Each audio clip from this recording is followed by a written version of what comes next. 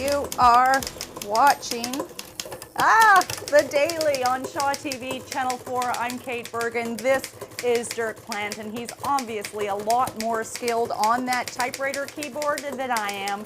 I'm used to the computer, and I'd like to say that it's a generational thing, but this kid's only 15 years old. Listen to him go. We'll have more with DIRK PLANTE and his typewriter collection on this edition of the Daily. Also in the lineup, we have Arts Now. This week in BC, we're also going to check in at Park Avenue Elementary School. They're celebrating 50 years this summer. I bet you there were a few typewriters in the school back then. Maybe there still are. We're also going to take a visit down to Victoria. Jen Moranitz is talking postpartum depression with some women down there. But first, well, I think there's a historic theme going on today. We're going to check into the law courts in Nanaimo. It's Nanaimo's oldest building. Here's Dunia Tozy.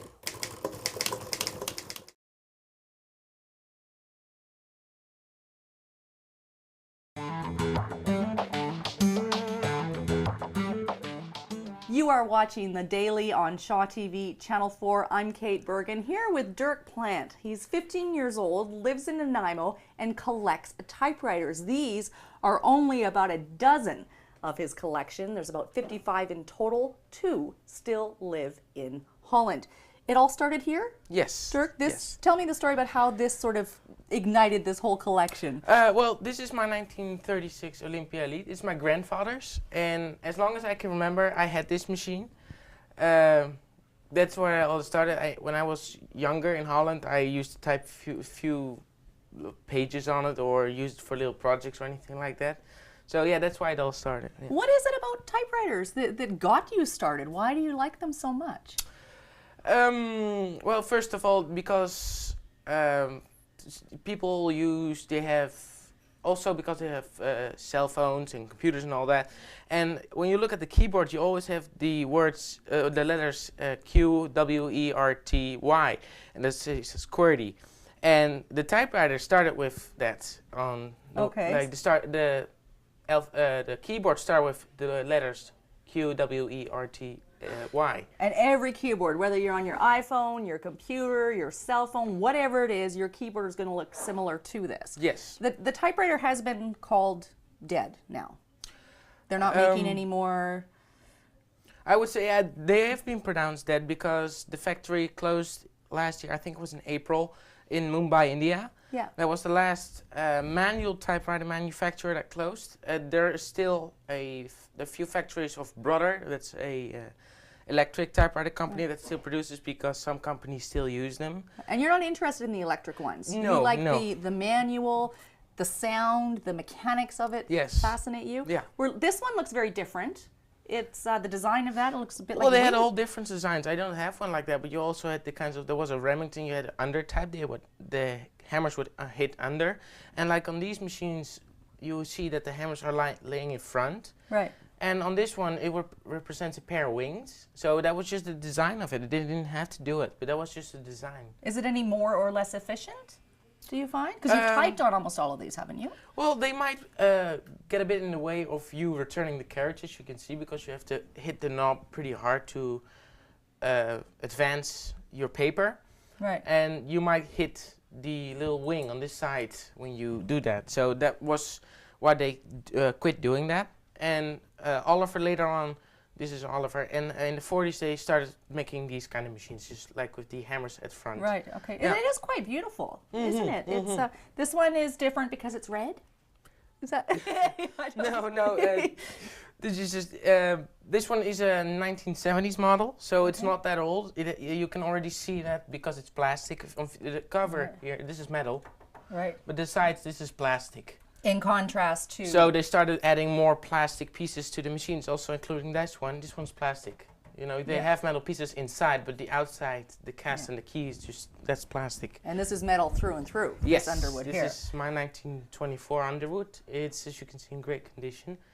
You purchase them in not such great condition, and you do a lot of cleaning and repairs. Yes, I do. Yeah.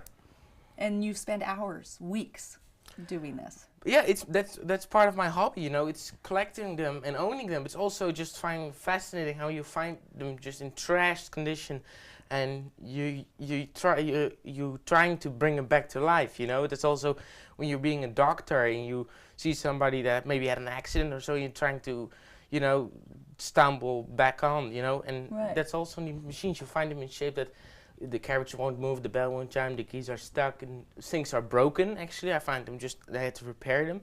And you know, like the challenge yes, of bringing them back to life. Yes, Yeah. yes. And Dr. Typewriter is not a phrase that he's just throwing around right now. There is a YouTube channel that Dirk has, Dr. Typewriter, and this is actually just the tip of the iceberg of all his typewriter knowledge. So you can find out more. Dr. Typewriter is his YouTube channel. It's not a perfect name. I'm not a doctor, but there were already different names, so it was a bit of a challenge finding a good name for my channel. Yeah. This is the oldest in your collection? Yes, it's a 1909 Underwood, and as you can see, it has it's not the original color. You can see a little bit of the black spots. Right. And this one has been serving the army. I looked it up on the internet, and I could find different machines, including Royals and Underwoods that had exactly the same color, and had been serving the army in the 1910s and 20s and 30s. Right, and this one, German. There's a German one here. This one, yes. This one has a German keyboard. As you can see, the Z and the Y has switched places. And they also have the extra letters for the German alphabet. So I can type on this machine, but it's kind of difficult and tricky because every time I make the mistake by hitting that key if I want to make an I. Ah. I asked Dirk earlier how many words per minute he can type, and he said, I don't know. And your dad said, really fast. And you mentioned, I think very rightly, that it depends on the machine that you're working with. Yes. And this is a fast machine for you. This is a Commodore. It's a 1966 Commodore 2200, and I use this one for mostly. I like to use this really much because it has just such a crisp feel to the keyboard, and it's just it just has a different feel than other ones. And you say like to use it. Dirk uses it to write stories. He's got quite a collection of mystery stories as well as some non-mystery, I guess. And when you ask him how long is it, it's not in pages because you use old computer paper, and it's how long, meaning like 3 meters worth of paper because it's all connected. And we'll get to a little bit of that later on in the daily. And I can't help but see the contrast here between the old-fashioned, if I can call it that, typewriters and the brand new computers. Of course, I guess this would be the next in line from how it all started with the manual typewriter. We'll have more with Dirk Plante later on in the daily. In the meantime, we will check in with Jen Moranitz in Victoria to find out how some women are dealing with postpartum depression. But first, here's Melissa Hall. Park Avenue Elementary School is celebrating 50 years.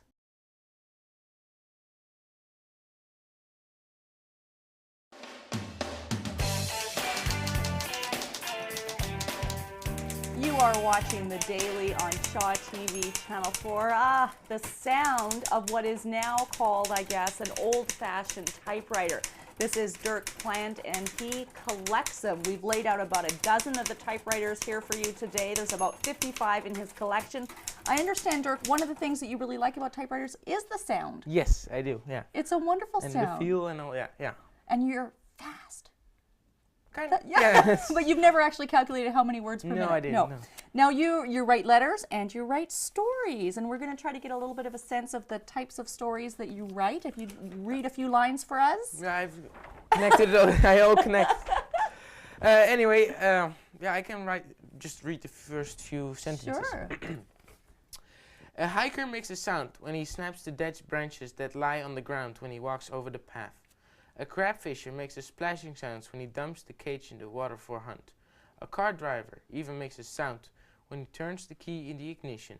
Still, there are some things that make no sound at all, but not a hiker with his fishing rod and a basket full of stuff, wouldn't you say? Well, there is a person. Wow. Now, two things are striking me. You're writing in English. Mm-hmm. English is not your first language. No, it isn't. And that this is, well, it's old printer paper, but never will this story have seen digital format yet. Usually we're directing people, you can read the story in complete form on a blog or on a website somewhere. Do you have concerns that people aren't going to be able to access your stories? Well, I'm still going to write stories, and if I actually want to publish one of my stories, I have to do it on a computer. There's no way around that. Right. But I still had I heard of stories because I searched people who use these typewriters who have collections, because of course I'm not the only one. Right. And I found a few writers that still use these machines, these contraptions, for their stories, and that they still have the ability to send them in and get them published. Mm-hmm. So it might be a bit more work, or you have to type it out a few times, which is a lot of work. But still, you know, yeah. And it's your goal to become a published author? A playwright, story writer, yes, film I have writer? somewhere there. I want to do that. Yes, like it is going to be part of my life. Yeah. Excellent. And typewriting, using the typewriter is a key part of that. It's part of your process, part of your creativity. Yeah, typing is my hobby. You know, people. Sports is a hobby. Gaming is a hobby. I like typing. You know. That's, Right. yeah. Okay, well, we'll let you type away. Okay. Just note that he likes it so much. I don't know if the two are connected, but this teenager, no Facebook, no social networking, typing. We're going to throw things over now to Alexandria Stewart. It's Arts Now.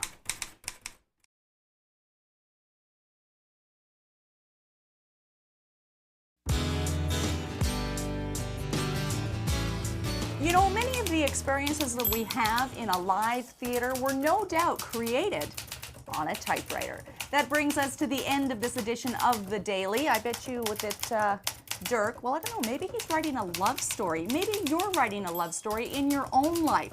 Shaw is ready to launch a brand new program called The Proposal.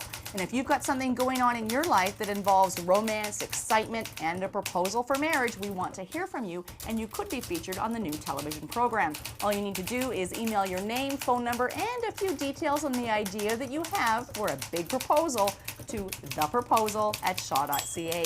We'd appreciate it if you followed us on YouTube. Our channel is Shaw TV Central VI. You can like us on Facebook. You can follow us on Twitter.